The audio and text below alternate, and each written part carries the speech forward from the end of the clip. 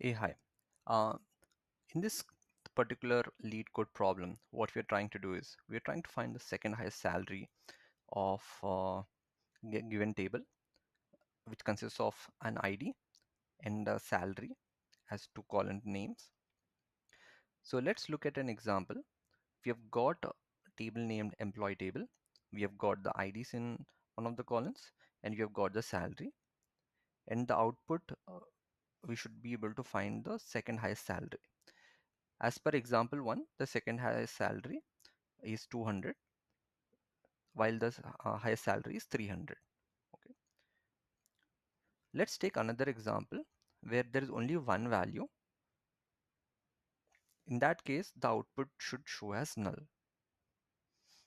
Okay? Not a blank value but null. This is what we would like to strive for. There are multiple ways to accomplish this.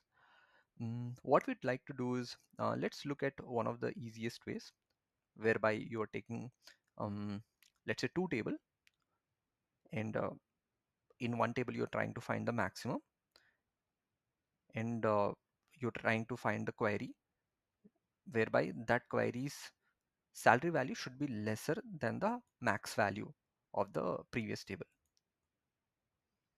So let's take this approach one, which I had worked a while ago, and let's put this here.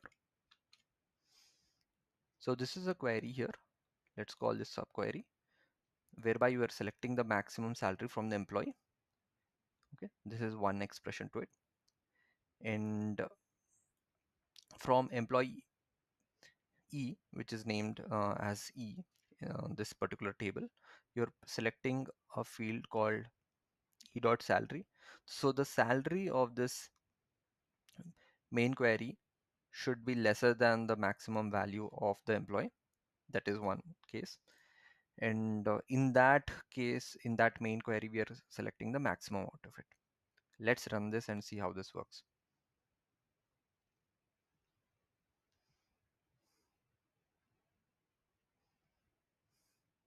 It's taking its time.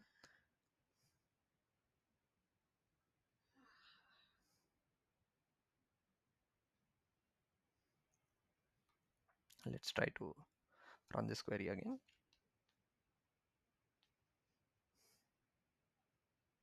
Okay, great. Uh, the system has actually accepted it, and all the cases are passed.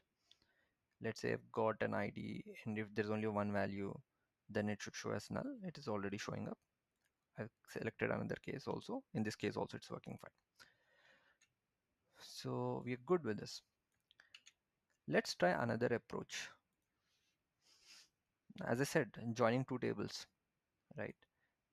Let's join two tables, and what we're trying to do is we are selecting the max of from the table one. Let's call this table as E1, and there's another table called E2. All we are trying to do is that the maximum of E1 has to be lesser than the salary of E2. Okay, so keep in mind that we are considering maximum in E1 table, not in the other one. Okay. Let's try to run this and check how if this works.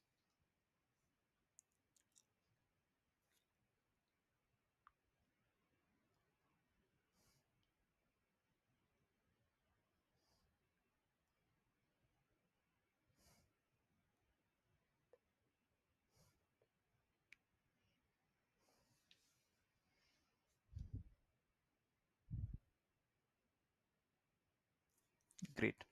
This is working fine as well. In both the cases, the result is passed.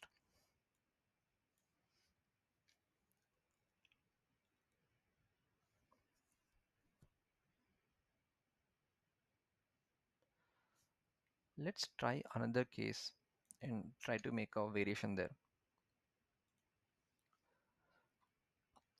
So in the next method, we would use something called a scalar um, query. What we're trying to do is we are using a combination of um, selecting distinct salary, and we are ordering in the descending order whereby you get the maximum. And using this limit and offset, By doing a limit, what you're saying is that, hey, you query the data, and when you say you set a limit, you're saying that restrict to n number of values. In this case, n is 1, which means that you want to select only one value coming out of the query.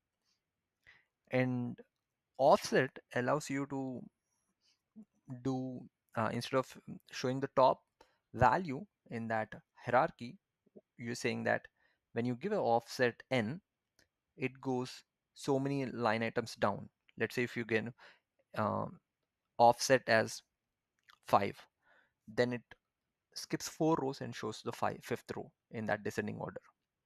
Let's see if you got the highest values as 10, 9, 8, 7, 6. If you're selecting the offset as 3, 10 being the highest, then it would skip 10, 9, and it'll show the third value, which is 8. So that's what this offset means by. So this is a great example because we want the second highest value from the descending order. So giving an offset of 1 precisely set this up.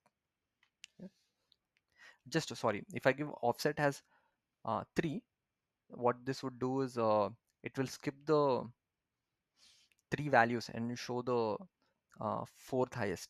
Alluding to the previous example, when I said 10, 9, 8, 7, 6, in that case, if I give offset as 3, it will skip 10, 9, 8 and show as 7, not as 8. Apologies for that. And the importance here, what we are using as scalar query, is that it either returns a value, and in the absence of any value, it will return as null. And that's precisely why we are interested in this particular query. So let's copy this out and let's paste it and check how this query runs.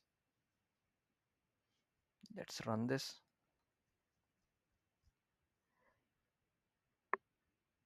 Great, this is working fine as well.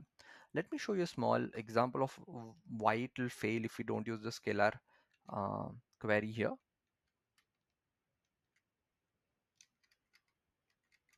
Okay, let's talk this as a value where we have the distinct salary, from employee, from salary, limit 1 and offset 1.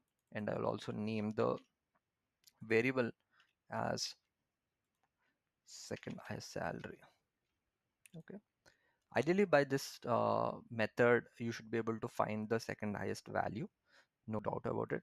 But in cases when there is a value that's missing, you are likely to find a blank value instead of null.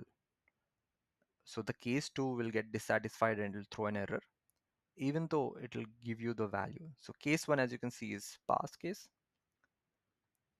Let's go into the case 2. Ideally, you want a null value here, but what you would get instead is a blank value. And that's precisely why you use a scalar query to solve this problem. Next, let's come to this other approach, what we call as CTE, or common table expression. This is nothing but you're creating a temporary table. This helps you in multiple ways. It improves the readability. It also enhances the maintainability of the code, and also optimizes performance because you're not using redundant and so on. Okay, there's a temporary table here. The syntax is that with and the temporary table name, let's call this CTO or whatever, and then as, and within the brackets you write the query that you want to the system to execute. And then you select the maximum salary and give